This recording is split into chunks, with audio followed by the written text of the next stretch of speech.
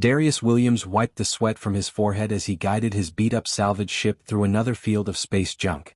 The Freedom's edge wasn't much to look at. Rust patches covered half the hull, and the engine made sounds that would terrify most mechanics. But she was his, and more importantly, she was all he had left. 3 months behind on docking fees, 2 weeks since his last decent meal, and the fuel gauge sitting dangerously close to empty. Darius knew he needed a big score soon, or he'd be walking the streets of some backwater station looking for work. Again. The dead Kepler system had been picked clean by other salvagers years ago, but Darius had learned to look where others wouldn't. While the big operations focused on the obvious wrecks near the main shipping lanes, he searched the dark spaces between planets. Sometimes the best treasures drifted in the void, forgotten by everyone. His scanner beeped softly. Darius leaned forward, squinting at the display. There, just a faint energy signature about 2 kilometers off his port side. Whatever it wasn't showing up on visual. Could be nothing. Could be everything. "Come on, baby," he whispered to his ship. "Let's go see what we got." The Freedom's edge turned slowly, her aging thrusters protesting every course correction. As they got closer, Darius could make out a small object tumbling slowly through space. It wasn't like anything he'd seen before, roughly the size of a football but perfectly smooth, made of some kind of crystal that seemed to glow with its own inner light. His salvage arms reached out and carefully grabbed the object. The moment it touched his ship's hull, every alarm on his bridge started screaming. Energy readings spiked off the charts. The crystal pulsed brighter, and Darius felt a strange tingling in his skull. What the hell? He quickly pulled the object into his cargo bay and sealed the doors. The alarms stopped, but the tingling in his head got stronger. Against every rule of safe salvaging, Darius went down to the cargo bay alone. The crystal sat there innocently enough, but he could swear it was calling to him somehow. His grandfather always said curiosity would get him killed one day. Today might be that day. He reached out and touched it. The universe exploded inside his mind. Images flooded his consciousness, vast cities of impossible beauty, star maps showing routes through space that shouldn't exist, technologies that made humanity's best efforts look like stone tools. And everywhere, a sense of tremendous sadness and loss. These weren't just random visions. This was knowledge, real and complete, being downloaded directly into his brain. The beings who made this artifact called themselves the Builders. They had ruled the galaxy millions of years ago, not through force but through wisdom and incredible technology. They had tried to guide younger species to help them grow and learn. And for their kindness, they had been hunted down and destroyed by those who feared what they couldn't control. But before they died, the Builders had hidden away thousands of these crystalline repositories, waiting for a species that could inherit their legacy. Species with minds flexible enough to handle the knowledge, and hearts wise enough to use it well. Darius gasped and fell to his knees as the download completed. He knew things now that no human had ever known. He understood technologies that could reshape worlds, weapons that could crack moons, and most importantly, he knew where to find more Builder sites scattered across human space. He also knew he was in terrible danger. The artifact's activation had sent out a signal that would reach every major power in the galaxy within hours. The Talon Empire with their massive war fleets. The Nexus Coalition with their corporate armies. The Unity Collective with their hive mind intelligence networks. All of them would come looking for him, and all of them would kill anyone who stood in their way. Darius struggled to his feet, his head still spinning from the knowledge transfer. He had maybe 6 hours before the first ships arrived. 6 hours to figure out how to survive what was coming. Looking around his tiny cargo bay, at his rusted ship held together with spare parts and hope, Darius almost laughed. Yesterday he was nobody, just another failed salvager scraping by on the galaxy's edge. Today he was carrying secrets that could change everything. He picked up the crystal, which now felt warm in his hands, and headed back to the bridge. Time to see what other surprises the Builders had left him. Because one thing was certain, his quiet life of picking through space junk was officially over. The hunt was about to begin. Darius had exactly 4 hours and 17 minutes before the first alien ships would reach his location. The Builder knowledge in his head told him everything he needed to know about what was coming, and none of it was good. The Talon Empire would send their Ravager-class destroyers, ships built for one purpose only: total annihilation of their target. The Nexus Coalition would dispatch their Harvester fleets, designed to capture and strip mine entire worlds for profit. And the Unity Collective? Their Seeker ships could track a single thought across 1,000 light-years. All three factions had been enemies for centuries, but they would put aside their hatred to hunt him down. The Builder relic was that valuable. Darius ran through his ship's corridors, making modifications that should have been impossible. The alien knowledge flowing through his mind showed him exactly how to rewire the power core, how to reconfigure the shield generators, and how to turn his rust bucket salvage ship into something the galaxy had never seen before. His hands moved almost on their own, guided by the wisdom of a dead civilization. Within 2 hours, the Freedom's Edge hummed with energy that made his teeth ache. Her hull plating had been reinforced with builder techniques that turned common metal into armor stronger than anything the aliens possessed. But the most important change was invisible. Using builder stealth technology, Darius wrapped his ship in what the knowledge called a probability shadow. To enemy sensors, the Freedom's Edge would appear to be in dozens of different locations at once, making it nearly impossible to target. Just as he finished the last modification, his long-range sensors screamed a warning. Ships were dropping out of hyperspace at the edge of the system. Lots of them. Darius watched his display in fascination and terror.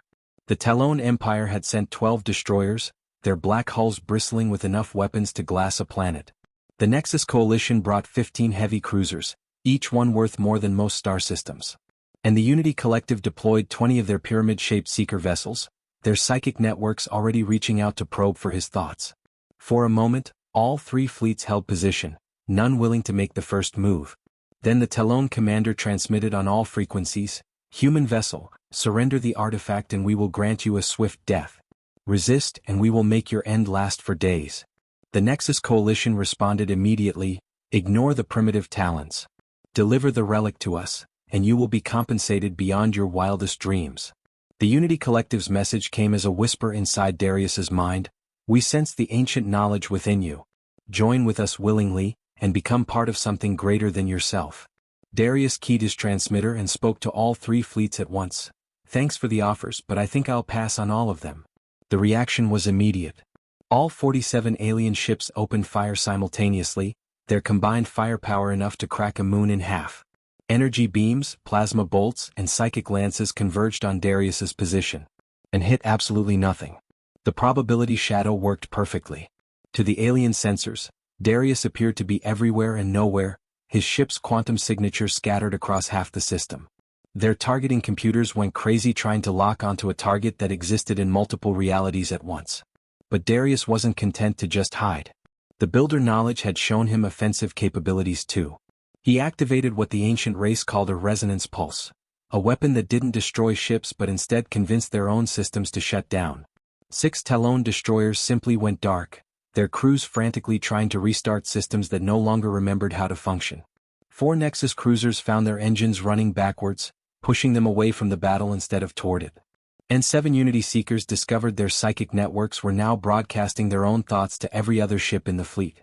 "Impossible," roared the Talon commander. "No primitive human technology could do this." That's when Darius made his mistake. Pride had always been his weakness, and the builder knowledge made him feel invincible. Instead of running, he decided to send these alien bullies a message they'd never forget. "You're right," he transmitted back. "This isn't human technology. This is something your ancestors tried very hard to bury. But guess what? The builders are back and we're not going to hide anymore." The remaining alien ships regrouped quickly. They might not understand what they were facing, but they knew it was dangerous. The 3 faction commanders did something unprecedented. They formed a joint tactical network, sharing information and coordinating their attacks. Darius realized he'd made a serious error. By revealing the connection to the builders, he'd just painted a target not just on himself but on all of humanity. These aliens wouldn't stop with him anymore. They'd hunt down every human in the galaxy to prevent the return of their ancient enemies. The hunt had just become a war and Earth didn't even know it yet. Time to run, and hope he could stay ahead of them long enough to warn his own species about what was coming. Darius barely made it to Haven Station with his ship held together by prayers and builder technology. The neutral trading post sat in the dead zone between 3 different alien territories, making it one of the few places in the galaxy where shooting was officially discouraged. Of course, that didn't stop people from trying. The Freedom's Edge limped into dock with hull plating that looked like Swiss cheese and engines that wheezed like an old man climbing stairs. Darius had managed to stay ahead of the alien fleets for 2 weeks, but they were getting closer. Worse, they'd sent word ahead. Every bounty hunter, mercenary, and desperate fool in the galaxy was now looking for him. He needed help and he needed it fast. The builder knowledge in his head had been showing him fragments of something important. Other artifacts were scattered across human space, but they'd remained dormant for thousands of years. Now, with his relic active, they were starting to wake up. If he could find someone who understood what that meant, maybe he could figure out how to use this situation instead of just running from it. That's when he met Dr. Keisha Davis at a dingy bar called the Broken Hyperdrive. She was nursing a drink that looked toxic enough to strip paint, and arguing with a Nexus Coalition spy who clearly didn't know he was talking to the galaxy's leading expert on dead civilizations. "The artifacts you're describing don't exist," the spy insisted. "Our archaeological teams have scanned every human world for decades." "That's because you don't know how to look," Dr. Davis shot back. "The builders didn't leave museum pieces lying around.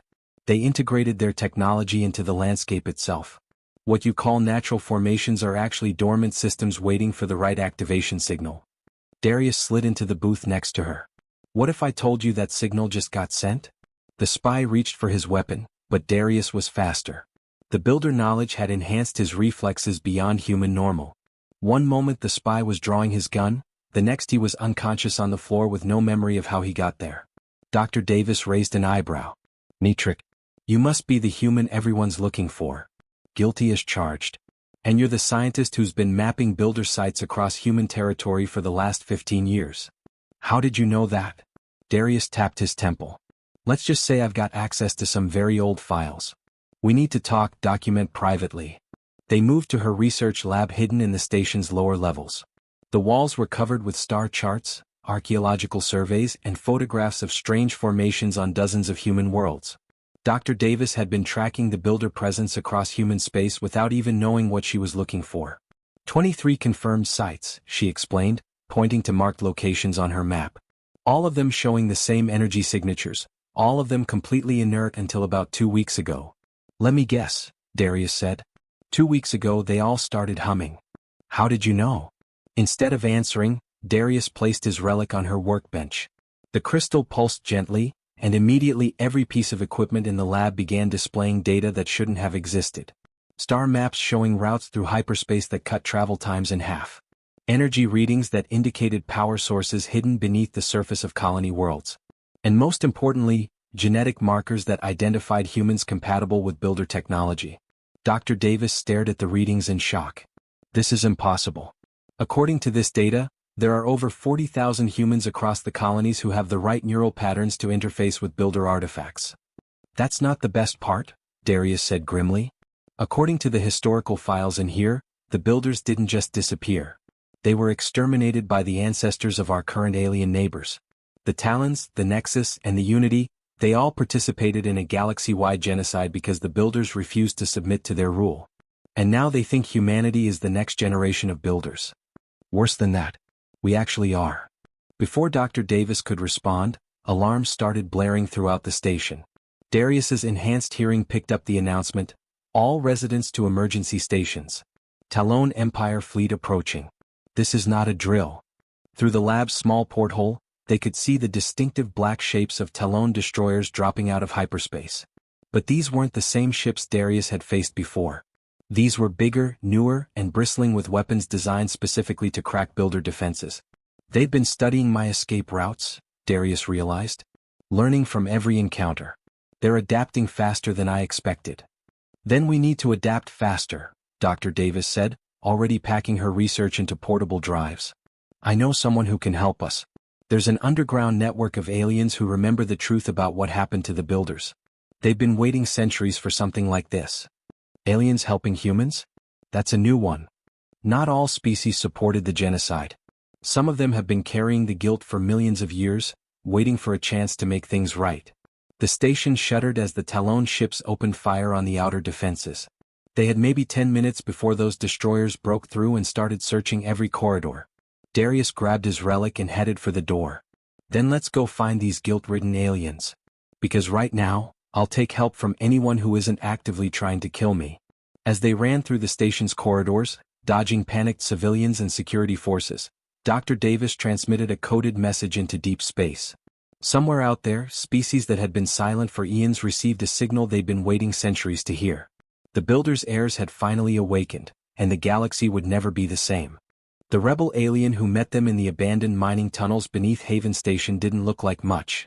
About the size of a large dog, with 6 legs and skin that shifted colors like oil on water, The creature introduced itself as Vex through a translation device that sounded like it was dying.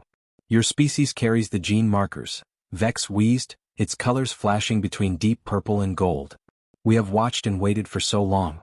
My people were there when the builders fell. We did nothing to stop it. This shame burns in our memory crystals for 10,000 generations. Dr. Davis knelt down to Vex's level. What exactly happened to the builders? They were teachers, healers, guides. They helped younger species reach for the stars. But the three dominions feared their influence. Talon warships, Nexus corporate armies, Unity mind slaves, they hunted the builders across every system, every world, every moon. Darius felt the relic pulse against his chest. Through the builder knowledge, he could see it all: peaceful worlds burning, great libraries destroyed, an entire civilization wiped out because they dared to offer hope to others. The builders saw their end coming, Vex continued. In their final years they scattered seed artifacts across the galaxy. Not weapons or tools but tests.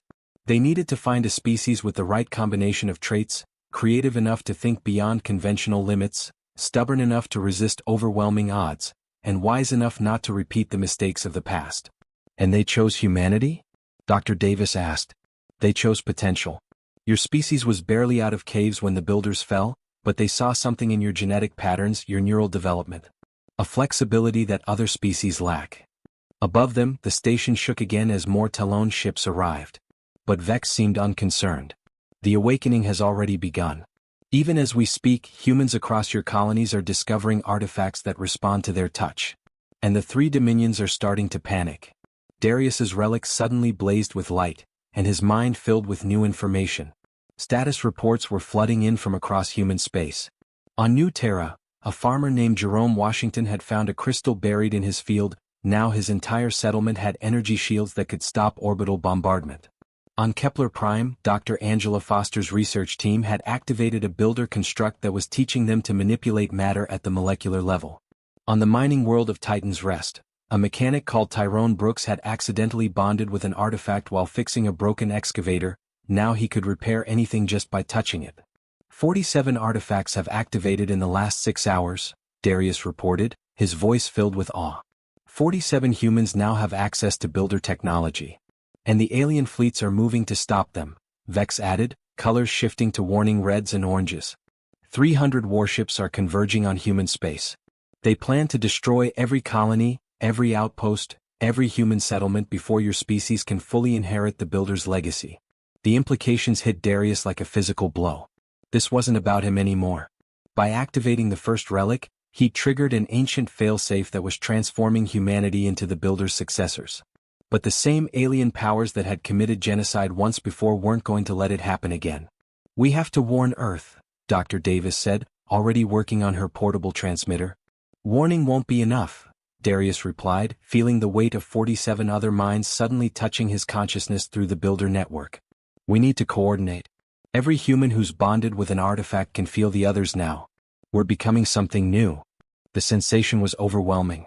Through the quantum entanglement built into the artifacts, Darius could sense Jerome Washington teaching his fellow colonists to build energy weapons from farming equipment. He felt Dr. Foster's excitement as her team learned to transmute base metals into rare elements. He shared Tyrone Brooks's amazement as the man discovered he could communicate directly with machine intelligence. But he also felt their fear.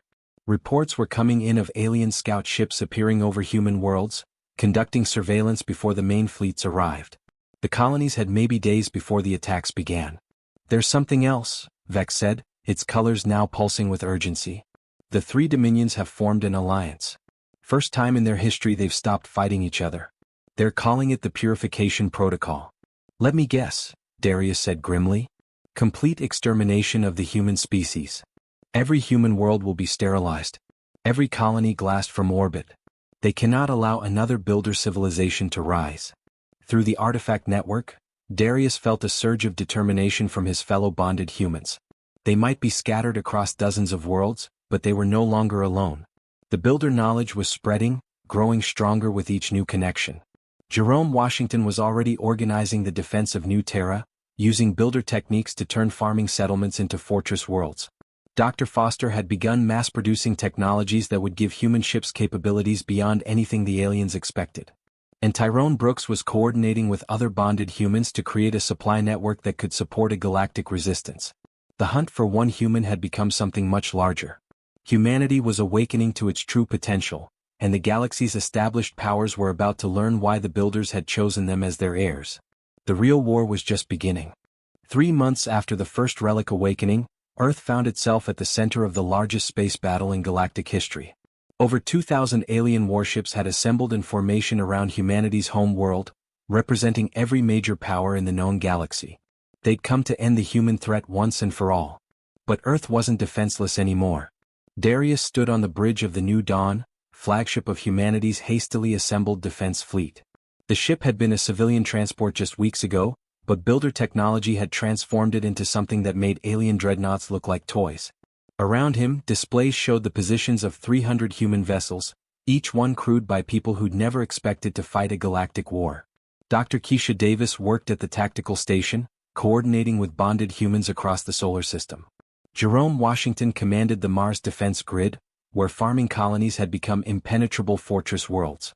Dr. Angela Foster led the lunar research teams, who'd spent the last month learning to manipulate space-time itself. And Tyrone Brooks coordinated supply lines that could move ships and equipment through dimensions the aliens didn't even know existed. Incoming transmission from the alien fleet, reported Communications Officer Lisa Chin, one of the newer artifact-bonded humans. All 3 faction leaders want to speak with you. The main screen split into 3 sections. Admiral Kethvar of the Talon Empire, his scarred reptilian face twisted with fury. Corporate Executive Prime Zalthuan of the Nexus Coalition, her cybernetic implants glowing with calculated hatred. And Unity Speaker One who remembers, its crystalline features reflecting the cold logic of the hive mind. Human Darius Williams, Admiral Kethvar spoke first, his voice like grinding metal. You have awakened powers that should remain buried. Surrender now and we will make your species' extinction quick. The Builder's legacy belongs in responsible hands, added Executive Prime Zalthuan.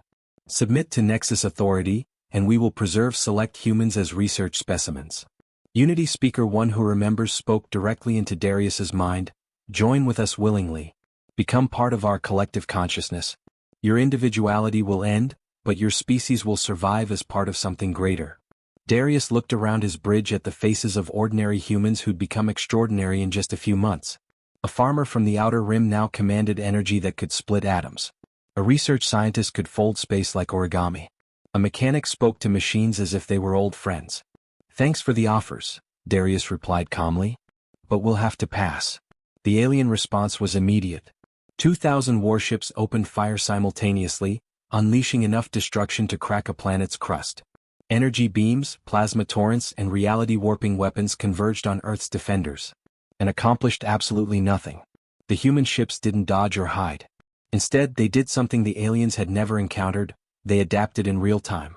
Builder-enhanced minds working in perfect harmony analyzed every attack, understood every weapon system, and developed counters faster than the aliens could adjust. Talon energy beams found themselves redirected back at their sources.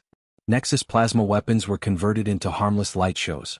Unity psychic attacks were transformed into beautiful music that played across all communication frequencies.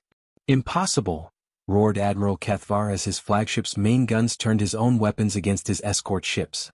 But humanity wasn't content to just defend. Dr. Foster's teams had discovered something the builders had hidden in their final archives. A technique that didn't destroy enemy ships but instead convinced them they were somewhere else entirely.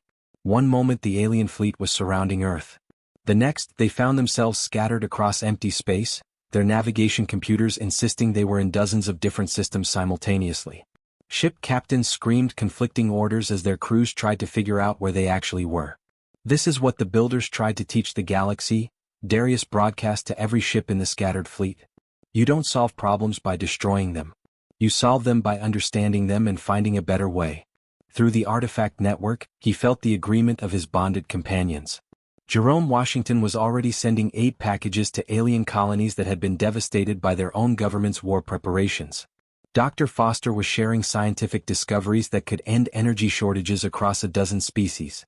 Tyrone Brooks was offering to repair damaged alien vessels, asking nothing in return. The alien fleet commanders found themselves facing something they'd never encountered, an enemy that refused to hate them back. You want to know why the builders chose humanity?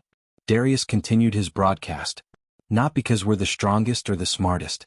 Because we're the species that looks at an impossible situation and asks, what if there's a third option?